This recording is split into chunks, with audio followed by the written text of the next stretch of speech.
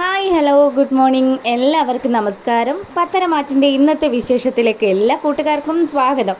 അങ്ങനെ അനാമികയും അച്ഛനും അമ്മയും ഒക്കെ കൂടി ഇപ്പോൾ ദാ ദേവയാനിയുടെ കാര്യങ്ങളൊക്കെ സംസാരിച്ചു കൊണ്ടിരിക്കുക. അപ്പം അനാമികയ്ക്ക് തീരെ ഇഷ്ടമല്ല. എൻ്റെ പൊന്നച്ച ഇവിടെ നിന്നിട്ട് മനുഷ്യൻ മടുത്തു പോയി, അത്രയ്ക്ക് അസ്വസ്ഥതയാണ്. ഇതെങ്ങനെയാണാവോ ഈ ആൾക്കാരൊക്കെ ഈ ആശുപത്രിയിൽ നിൽക്കുന്നതെന്ന് പറഞ്ഞ് അനാമിക കയറ് പൊട്ടിക്കാൻ തുടങ്ങി. ആ സമയമാണെങ്കിൽ വേണു പറഞ്ഞു, മോളെ ഇതൊക്കെ വരുത്തി വെച്ചത് നമ്മളാണ് എന്നുള്ള കാര്യം നീ മറക്കാത്തതായിരിക്കും നല്ലത്. എന്തായാലും ദേ ആ നവ്യയുടെ ഗർഭം കളയാൻ നോക്കിയിട്ട് ഇപ്പം അവസാനം പണി കിട്ടി ആശുപത്രി കിടക്കുന്നത് ദേവയാനിയാണ്. ആ പെണ്ണുപിള്ളിക്ക് കൂടുതലാണെന്നാണല്ലോ വേണുവേട്ടാ പറയുന്നത്. ഇനി നമ്മളെങ്ങാനും പെടുവോ എന്നുള്ള രീതിയിൽ രേവതി സംസാരിച്ചു. ഇങ്ങനെയാണ് കാര്യങ്ങൾ പോകുന്നതെങ്കിൽ ദേ ഒരു നഞ്ചത്തിന് ആശുപത്രിയിൽ പോയി കാര്യങ്ങളൊക്കെ അന്വേഷിച്ച് അങ്ങനെയൊക്കെ നിൽക്കണമെന്നാണ് ഞാനും വിചാരിച്ചത്. പക്ഷേ ഈ കാര്യങ്ങൾ മുഴുവനും കൈവിട്ടു പോവാണല്ലോ അച്ഛാ. അവർ പറയുന്നത് പോലീസ് കേസ് കൊടുക്കണമെന്നൊക്കെയാണ്. ഇനി അങ്ങനെ വല്ല അന്വേഷണവും വന്നു കഴിഞ്ഞാൽ നമ്മളെങ്ങാനും പിടിക്കുമോ, നമ്മുടെ ബാക്ക്ഗ്രൗണ്ട് എങ്ങാനും പോലീസുകാർ കണ്ടെത്തിയാൽ പിന്നെ അത് മതി നമ്മുടെ സകല ഇടപാടും പൂട്ടിപ്പോവാനായിട്ട്. എൻ്റെ പൊന്നുമോളെ ഇപ്പം കിട്ടി ഈ പണിയിൽ നിന്ന് എങ്ങനെ രക്ഷപ്പെടാമെന്ന് ആദ്യം ആലോചിക്കുക, അതിനുശേഷം നമുക്ക് മറ്റു കാര്യങ്ങളെക്കുറിച്ച് ചിന്തിക്കാമെന്നൊക്കെ പറഞ്ഞ് നമ്മുടെ വേണുവും രേവതിയും ഒക്കെ കൂടി അനാമികയെ ആശ്വസിപ്പിക്കുകയാണ്. എന്നിട്ടും അനാമികയ്ക്ക് വലിയ സമാധാനമൊന്നും ആവുന്നില്ല. ആ ദേവയാനി എങ്ങാനും തട്ടിപ്പോയി കഴിഞ്ഞാൽ ആ മുത്തു വെറുതെ ഇരിക്കില്ല എന്ന് നമ്മുടെ അനാമികയ്ക്ക് അറിയാം. അതുകൊണ്ട് തന്നെ ആ മുത്തശ്ശനെയും മുത്തശ്ശിയും ഒക്കെ ഒന്ന് സോപ്പിട്ട് നിൽക്കുന്നത് നല്ലതായിരിക്കും. അതുമാത്രമല്ല ഈ ഒരു അറ്റ്മോസ്ഫിയറിൽ നിന്ന് എത്രയും പെട്ടെന്നൊന്ന് മാറി നിൽക്കണം, അല്ലെങ്കിൽ എനിക്ക് ഭ്രാന്ത് പിടിക്കും. മനുഷ്യന് ഇഷ്ടമുള്ള ഒരു കാര്യവും ചെയ്യാൻ പറ്റുന്നില്ല. ആ ദേവയാനീനെ ഇടയ്ക്കൊക്കെ പോയി നോക്കണം. അതും പോരാഞ്ഞിട്ട് അവരുടെ അതേ ബ്ലഡ് ഗ്രൂപ്പ് തന്നെയാണ് എനിക്കും കിട്ടിയിരിക്കുന്നത്. എന്തായാലും അതുകൊണ്ട് തന്നെ ബ്ലഡ് കൊടുക്കാൻ പോലും ഞാൻ വിചാരിച്ചിട്ട് എനിക്കാണെങ്കിൽ ആ സ്ത്രീയുടെ മുഖം ആലോചിക്കുമ്പോൾ കൊടുക്കാനേ തോന്നുന്നില്ല. പിന്നീട് നമ്മുടെ നയനയെ പരിശോധിക്കുന്ന ഡോക്ടർമാരെയൊക്കെ കാണിക്കുക. അപ്പോൾ നയനയുടെ ബ്ലഡ് ഗ്രൂപ്പും കാര്യങ്ങളും ഒക്കെ ദേവേനയായിട്ട് മാച്ച് ആണെങ്കിലും നയനയ്ക്ക് ലിവർ കൊടുക്കാനുള്ള ഒരു ഹെൽത്ത് കണ്ടീഷൻ ഉണ്ടോ എന്നുള്ള കാര്യം അതും അതിൻ്റെ ഡീറ്റെയിൽ ചെക്കപ്പും ഒക്കെ നടത്തിക്കൊണ്ട് ഡോക്ടർ അവിടെ ഇങ്ങനെ നിൽക്കുമ്പം നയനയോട് ഡോക്ടർ ചോദിച്ചു, നയനെ പൂർണ്ണ മനസ്സോടുകൂടിയാണല്ലോ ഇന്ന് നയന ഈ ഒരു തീരുമാനം എടുത്തത്? അതെ ഡോക്ടറെ, എൻ്റെ അമ്മയുടെ ജീവൻ രക്ഷിക്കണം. അതിനു വേണ്ടിയിട്ട് ഞാൻ എന്ത് നൽകാനും തയ്യാറാണ്. പിന്നെ ഡോക്ടർ ഒരു കാരണം വെച്ചാലും ഈ കാര്യങ്ങൾ അനന്തപുരി തറവാട്ടിലുള്ള മറ്റാരും അറിയരുത്, അതുപോലെ തന്നെ എൻ്റെ വീട്ടിലുള്ളവരും അറിയരുത്. എൻ്റെ അച്ഛനെ 2 അറ്റാക്ക് കഴിഞ്ഞതാണ്. അദ്ദേഹം ഈ കാര്യങ്ങളെങ്ങാനും അറിഞ്ഞു കഴിഞ്ഞാൽ പിന്നെ അറിയാമല്ലോ ഡോക്ടറെ, എൻ്റെ അച്ഛനത് താങ്ങാവുന്നതിലും അപ്പുറമായിരിക്കും. അതുകൊണ്ട് ഡോക്ടർ ഒരു കാരണം വെച്ചാലും ഈ വിവരങ്ങൾ എൻ്റെ അച്ഛനെ അറിയിക്കരുതെന്ന് കൂടി നയന പറഞ്ഞു.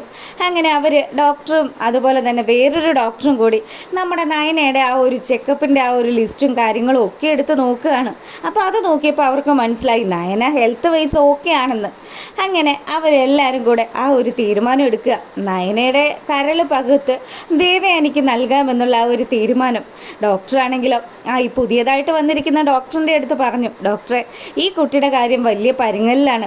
ഈ കുട്ടി എത്രമാത്രം അതിൻ്റെ അമ്മായിയമ്മയെ സ്നേഹിക്കുന്നുണ്ടെന്നോ ഇതിൻ്റെ നന്മയൊന്നും തിരിച്ചറിയാനായിട്ട് ആ സ്ത്രീക്ക് സാധിക്കുന്നില്ല. ഇപ്പം തന്നെ ബ്ലഡ് കൊടുത്ത വിവരങ്ങൾ പോലും ഈ നയന പറഞ്ഞതുകൊണ്ടാണ് ഞങ്ങൾ ദേവയാനിയിൽ നിന്ന് മറച്ചു പിടിച്ചത്. എന്തായാലും ദേവയാനി ഈ സത്യങ്ങളൊക്കെ അറിയുന്ന ദിവസം വൻ പൊട്ടിത്തെറി നടക്കാനാണ് സാധ്യത. പിന്നെ നയന ഇങ്ങനെയുള്ളൊരു മനസ്സുള്ളൊരു കുട്ടിയാണെന്ന് ഇന്നത്തെ കാലത്ത് ഇതുപോലെയുള്ള ചെറുപ്പക്കാരെയൊക്കെ കിട്ടാൻ വലിയ പ്രയാസമാണെന്നൊക്കെ പറഞ്ഞ് ഡോക്ടർമാർ നയനയെ വാനോളം പുകഴ്ത്തുക. ഈ സമയമാണെങ്കിൽ നമ്മളെ കാണിക്കുന്നത് നമ്മുടെ ആദർശവും അതുപോലെ തന്നെ അച്ഛനും കൂടി പുറത്ത് നയനയെ കാത്തിരിക്കുക. അപ്പം നയനമോൾ ഇത്രയും നേരമായിട്ടും വരുന്നില്ലല്ലോ, ഇനി നയനമോളുടെ ഹെൽത്ത് ഓക്കെ ആയിരിക്കുമോ, എന്തെങ്കിലും പ്രശ്നം ഉണ്ടാവുമോ എന്നുള്ളൊരു ടെൻഷനിൽ ഇവർ അച്ഛനും മോനും കൂടി സംസാരിച്ചു കൊണ്ടിരിക്കുമ്പം അച്ഛാ ശരിക്കും കഷ്ടത്തിലായിരിക്കുന്നത് ഞാനാണ്. അമ്മയുടെ ഇടയിലും അതുപോലെ എൻ്റെ ഭാര്യയുടെ ഇടയിലും പെട്ട് നയന എന്ന് പറയുന്ന ആ മോളെ മനസ്സിലാക്കാനായിട്ടുള്ള ആ ഒരു ബോധം പോലും എൻ്റെ അമ്മയ്ക്ക് ഇല്ലാണ്ടായി പോയല്ലോ അച്ഛാ. ആ ഒരു സങ്കടം മാത്രമേ ഉള്ളൂ എനിക്ക്.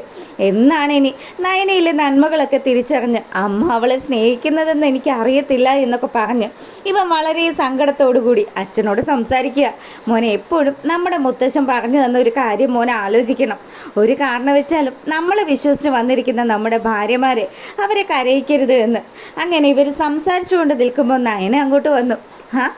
വരുന്നുണ്ട്, ഇപ്പം പറഞ്ഞ് ഉള്ളിലേക്ക് ഇട്ടതേ ഉള്ളൂ. അച്ഛാ ഹെൽത്ത് കാര്യങ്ങളൊക്കെ ഓക്കെ അച്ഛാ, എനിക്കിനി ധൈര്യമായിട്ട് അമ്മയ്ക്ക് കരൾ നൽകാം. മോളെ നയനെ, നീ ഈ കാര്യങ്ങളൊക്കെ ചെയ്യുമ്പോൾ നിന്റെ വീട്ടുകാരെങ്കിലും അറിയിക്കണ്ടേ? വേണ്ടച്ച, അത് ശരിയാവില്ല. ദേ, നമ്മൾ വിചാരിക്കുന്ന പോലെയൊന്നും അല്ല. എൻ്റെ അച്ഛനൊരു അറ്റാക്ക് കഴിഞ്ഞതല്ലേ. അച്ഛൻ എന്തെങ്കിലും പെട്ടെന്ന് ടെൻഷനായി കഴിഞ്ഞാൽ എന്തായാലും എൻ്റെ സർജറി വരെ കാര്യങ്ങളൊന്നും ആരോടും പറയണ്ട. അതിനുശേഷം ഞാൻ തന്നെ പറഞ്ഞോളാം. നിങ്ങളുടെ മേലെ ആരും ഒരു പഴിയും ചാരില്ല എന്നൊക്കെ പറഞ്ഞ് ഇവരെ കൊണ്ട് സമ്മതിപ്പിച്ച് നമ്മുടെ നയന അങ്ങനെ നിൽക്കുക. ആദർശേട്ടനും അച്ഛനും വേണേൽ വീട്ടിലേക്ക് പോയിക്കോ. ഞാൻ എന്തായാലും ഇവിടെ ഉണ്ടാവുമല്ലോ. ഞാൻ അമ്മയ്ക്കൊരു സഹായത്തിന് ഈ പുറത്ത് തന്നെ വെയിറ്റ് ചെയ്യുന്നുണ്ടാവും. നിങ്ങൾ വീട്ടിൽ പോയിട്ട് ഒന്ന് റെസ്റ്റ് എടുത്തിട്ട് വരാൻ പറഞ്ഞു. അങ്ങനെ ആദർശ് വീട്ടിലേക്ക് പോകാൻ തുടങ്ങി. അപ്പം ജയനും നമ്മുടെ നയനയും കൂടി അവിടെ ഇങ്ങനെ നിൽക്കുകയാണ്. ആ സമയം ആദർശ് അനന്തപുരിയിലെത്തുമ്പോൾ മുത്തശ്ശനും മുത്തശ്ശിയും കൂടെ ചായയൊക്കെ കുടിച്ചുകൊണ്ടിരിക്കുകയായിരിക്കും. അപ്പം മുത്തശ്ശനെ കണ്ട പാടെ തന്നെ ആദർശ് വിവരങ്ങളൊക്കെ പറഞ്ഞു. മുത്തശ്ശ, അമ്മ ഇപ്പോൾ ഓക്കെ ആയി വരികയാണെന്നൊക്കെ പറഞ്ഞപ്പം മുത്തശ്ശൻ പതുക്കെ അവിടെ നിന്ന് എഴുന്നേറ്റു. അതിനുശേഷം, മോനെ ആദർശേ, നീ മുത്തശ്ശൻ വിഷമിക്കരുതെന്ന് വിചാരിച്ചിട്ടാണോ എന്നോട് സത്യങ്ങളൊക്കെ മറച്ചു പിടിക്കുന്നത്? ദേവേനിക്ക് കൂടുതലാണെന്ന് മുത്തശ്ശൻ മനസ്സിലാക്കി മോനെ എന്ന് പറഞ്ഞു. അപ്പോൾ ഇത് കേൾക്കുമ്പോൾ ആദർശന് വലിയ വിഷമമായി. മുത്തശ്ശ, ഞാൻ എങ്ങനെയാണ് മുത്തശ്ശ ഈ വിവരം മുത്തശ്ശനോടും മുത്തശ്ശിയോടും ഒക്കെ പറയുന്നത്? എനിക്ക് അത്ര കണ്ട് സഹിക്കാൻ പറ്റുന്നതിലും അപ്പുറത്തെ കാര്യങ്ങൾ നടക്കുന്നത്. ഇപ്പം തന്നെ നയന ചെയ്യുന്ന പല കാര്യങ്ങളും അമ്മ തിരിച്ചറിയുന്നേ ഇല്ല. ഏത് സമയവും നയനയെ കുറ്റപ്പെടുത്തിയ അമ്മ നിൽക്കുന്നത്. അപ്പോൾ ഇതൊക്കെ കേൾക്കുമ്പോൾ മുത്തശ്ശൻ പറഞ്ഞു, മോനെ, വർഷങ്ങളായിട്ട് ഞാൻ ആ ആശുപത്രിയുമായിട്ട് നല്ല ബന്ധത്തിലുള്ളതാണ്. അതുകൊണ്ട് തന്നെ അവിടെ നടക്കുന്ന കാര്യങ്ങൾ മുഴുവനും ഞാൻ അറിയും. ദേവയാനിയുടെ ഇപ്പോഴത്തെ കണ്ടീഷൻ വളരെ മോശമാണെന്നും ദേവയാനിയുടെ നില ഗുരുതരമാണെന്നും ഒക്കെ ഞാൻ അറിഞ്ഞിരുന്നു. പിന്നെ അവൾക്ക് കരൾ മാറ്റി വെക്കണമെന്നുള്ള കാര്യം കൂടി ഡോക്ടർ എന്നോട് പറഞ്ഞായിരുന്നു.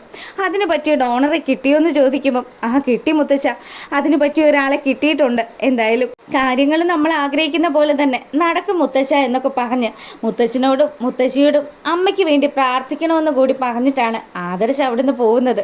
അങ്ങനെ ആദർശ് വളരെ വിഷമത്തിലാണെന്ന് മനസ്സിലാക്കിയ മുത്തശ്ശനും മുത്തശ്ശിക്കും ഒക്കെ നല്ല സങ്കടമുണ്ട്. ദേവയാനി എത്രയും പെട്ടെന്ന് റിക്കവർ ആവാൻ വേണ്ടി അവരും ആഗ്രഹിക്കുക. പിന്നീട് ഡോക്ടറിൻ്റെ അടുത്തെത്തിയ ആദർശ് ഡോക്ടറിനോട് കാര്യങ്ങളൊക്കെ അന്വേഷിച്ചു. ഡോക്ടറെ, ഇനി എന്താ അടുത്ത നടപടി? എപ്പോഴും പറയുന്നത് പോലെ തന്നെ ഇപ്പം ദേവയാനി എന്ന് പറയുന്ന അമ്മ ഒരു കാരണവശാലും നയനയെ അംഗീകരിക്കാൻ തയ്യാറല്ല. ഇപ്പം ബ്ലഡ് കൊടുത്ത കാര്യം മറച്ചു വെക്കേണ്ടി വന്നത് ദേവയാനിക്ക് നയനയോടുള്ള വെറുപ്പ് കൊണ്ട് മാത്രമാണ്. ഇത്തരം കേസുകളിൽ നമ്മൾ പല കാര്യങ്ങളും മറച്ചു വെക്കേണ്ടിയും വരും. പിന്നെ പേഷ്യൻ്റ് ഒന്ന് ഓക്കെ ആയതിന് ശേഷം എപ്പോഴെങ്കിലും പേഷ്യൻ്റ് ഈ ഒരു കാര്യങ്ങൾ മനസ്സിലാക്കി കഴിഞ്ഞാൽ ആദർശേ, കാര്യങ്ങൾ നമ്മൾ വിചാരിക്കുന്നിടത്ത് നിൽക്കണമെന്നില്ല. മൂർത്തി സാറ് പോലും ദേവയാനിയുടെ വിവരങ്ങളൊക്കെ വിളിച്ച് അന്വേഷിച്ചായിരുന്നു. ആ സമയത്ത് അദ്ദേഹത്തോട് പോലും ഞാൻ സത്യങ്ങൾ മറച്ചു വയ്ക്കുക ചെയ്തത്. അത് നിങ്ങളെല്ലാവരും റിക്വസ്റ്റ് ചെയ്തത് കൊണ്ട് മാത്രമാണ്. പ്രത്യേകിച്ച് നയന സർജറിക്ക് ശേഷം മാത്രമേ നയനയുടെ ഈ ഒരു കാര്യങ്ങൾ മുഴുവനും നയനയുടെ വീട്ടുകാർ പോലും അറിയാൻ പാടുള്ളൂ എന്നൊക്കെ പറഞ്ഞത്. എന്തായാലും ആദർശം ഒരു കാര്യം മനസ്സിലാക്കണം. നയന ഇങ്ങനെയൊക്കെ പറയുന്നുണ്ടെങ്കിലും നയനയുടെ അമ്മയ്ക്കും അതുപോലെ തന്നെ ഇളയ അനുജത്തിക്കും ഈ സത്യങ്ങൾ മനസ്സിലാക്കണം. അല്ലെങ്കിലുണ്ടല്ലോ കാര്യങ്ങൾ എന്തെങ്കിലും രീതിയിൽ വേറെ ആയിപ്പോയി കഴിഞ്ഞാൽ അവസാനം നിങ്ങൾ അതിന് സമാധാനം പറയേണ്ടി വരുന്ന ഒരു സിറ്റുവേഷൻ ഉണ്ടാകുമെന്ന് പറഞ്ഞു. ഡോക്ടർ പറഞ്ഞ അനുസരിച്ച് കനകയെ വിളിക്കുകയാണ് നമ്മുടെ ആദർശ്. കാര്യങ്ങൾ പറയുകയാണ്. തൻ്റെ അമ്മയ്ക്ക് കുറച്ച് സീരിയസ് ആണെന്നും അച്ഛനും അമ്മയും ഉടനെ ആശുപത്രിയിൽ എത്തണമെന്നും ആദർശ് പറയുമ്പം അവർ രണ്ടുപേരും പാഞ്ഞു വന്നു. അതിനുശേഷം ICUയിൽ കിടക്കുന്ന ദേവയാനിയെ കയറി കാണുമ്പോഴാണ് ദേവയാനി എന്ന് പറയുന്ന ആ അഹങ്കാരിയുടെ വാക്കുകൾ ഇവരെ നല്ല രീതിയിൽ മുറിപ്പെടുത്തുന്നത്. എന്തായാലും ഇവരെ ആരെയും കാണാൻ താല്പര്യമില്ലെന്നും നിങ്ങൾ ആ നയനയ്ക്ക് ജന്മം നൽകിയ ആൾക്കാരായതുകൊണ്ട് തന്നെ നിങ്ങളുടെ മുഖം കാണുന്നത് പോലും എനിക്ക് വെറുപ്പാണെന്നും ഒക്കെ പറഞ്ഞ് അവരെ ആട്ടി അകറ്റുന്ന ദേവയാനി. പക്ഷേ മറു സൈഡിലാണെങ്കിലോ ദേവയാനിക്ക് വേണ്ടി തൻ്റെ കരൾ പകത്തു നൽകാൻ തയ്യാറായി നിൽക്കുന്ന നയന. അപ്പോൾ ഇതൊക്കെയാണ് ഇന്നത്തെ പത്തരമാറ്റിൻ്റെ വിശേഷത്തിലുള്ളത്. ഇഷ്ടമായിട്ടുണ്ടെങ്കിൽ ഒന്ന് ലൈക്ക് ചെയ്യാൻ മറക്കരുത്. എല്ലാവർക്കും നല്ലൊരു ദിവസമൊക്കെ ആശംസിച്ചുകൊണ്ട് വീഡിയോ വൈൻഡപ്പ് ചെയ്യാണ്. അപ്പോൾ ഓക്കെ, താങ്ക്